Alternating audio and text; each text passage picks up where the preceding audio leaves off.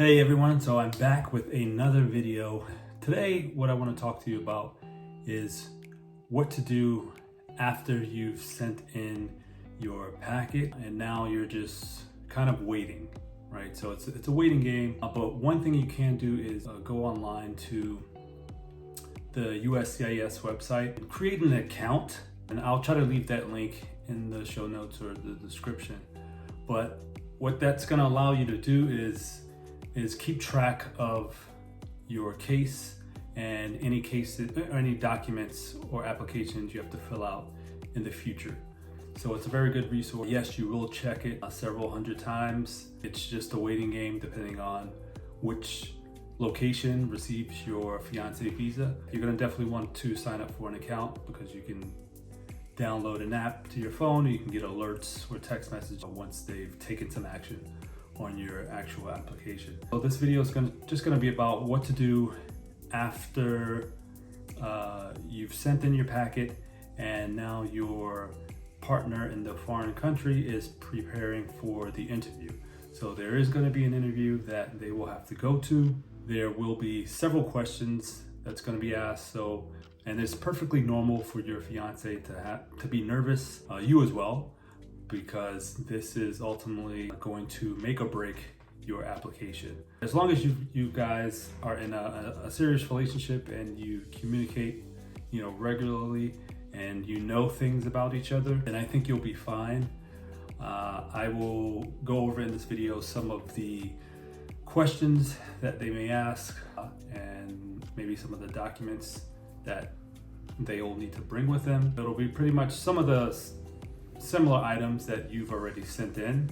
So this is kind of why I reminded you guys to definitely take copies or make copies of your binder before you send it in, because then you have something that you can hold on to. The first thing, right, is the documents that's going to be needed by your spouse that's abroad. In my case, my fiance was in Brazil, and luckily there is an embassy in Rio.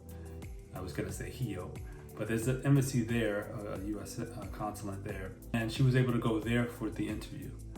She did need to complete a DS-160, and I'll try to list these out as well somewhere, but a DS-160 that can be completed online, and what they're gonna have to do is print out that confirmation page. So there's a page at the end after you fill out everything, and they're gonna need to bring that with them so they can get a folder together and gather these documents.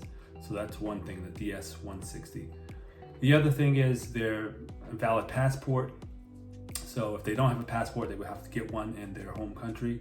But ideally, you would want them to have their passport before this interview, because they will ask for it just to make sure it's valid, and they will be able to travel if approved, right? So a valid passport. They're going to need their birth certificate, and it does need to be translated into English.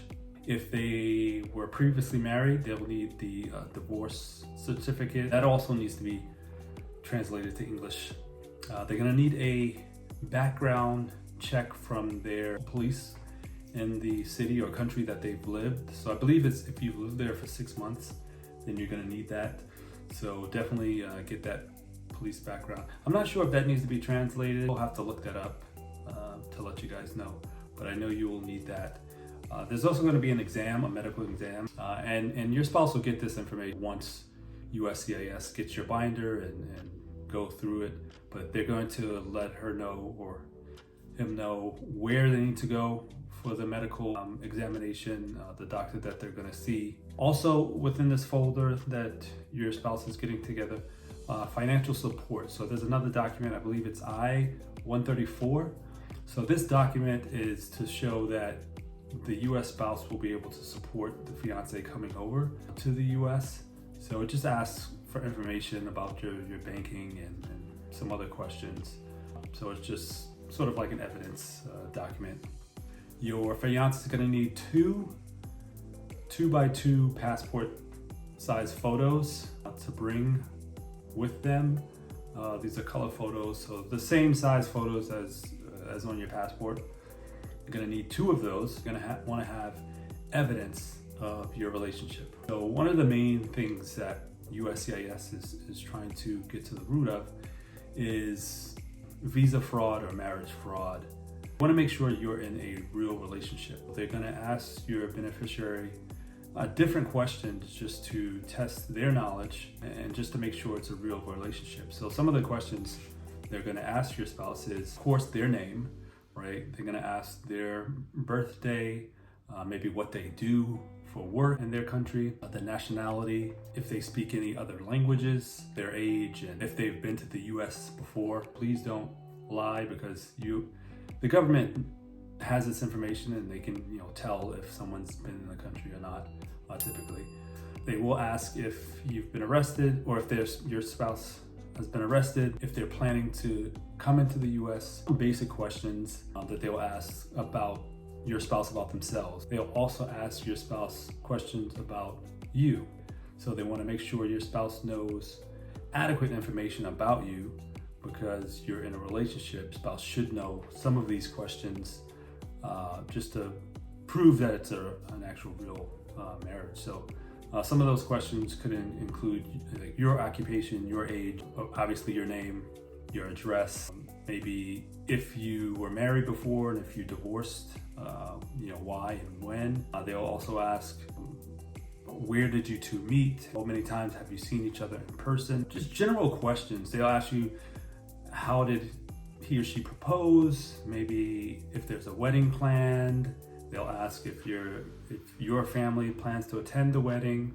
Again, they just want to go over all the information and make sure that this is a true and real relationship. So definitely talk to your partner these basic things and kind of get them prepared. What you can expect after the interview, right? After they've gone to the interview, you can either expect an approval, right? And then the K-1 will be placed in the passport of your spouse, and they'll also get a packet which is going to be sealed, so tell them not to open it. And this packet they're supposed to present to the Customs or Department of Homeland Security. Once they enter into the US, they will open it and essentially see what's inside. This is what ultimately will get your fiance into the US, so that way you guys can marry within those 90 days. Now, if you don't get approved, you may get a request for additional information. They want to make sure that they have all the information they need before they make a decision. And then the third thing is a denial.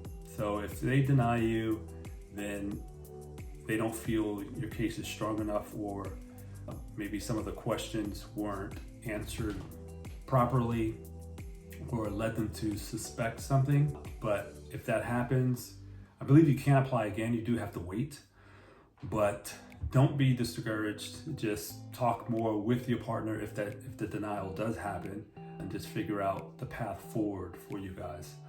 But those are ideally the things that's going to happen after the interview. Now, some of the evidence you may be asking, like what should your spouse bring?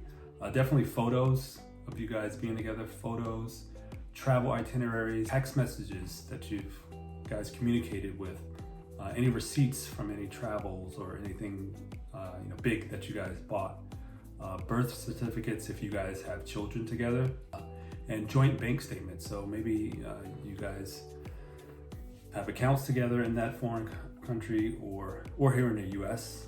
So that's just some evidence that you guys can provide. I will try to make another video when the spouse comes over, and I believe there's another interview after that. Thank you guys for watching. Good luck on your journey.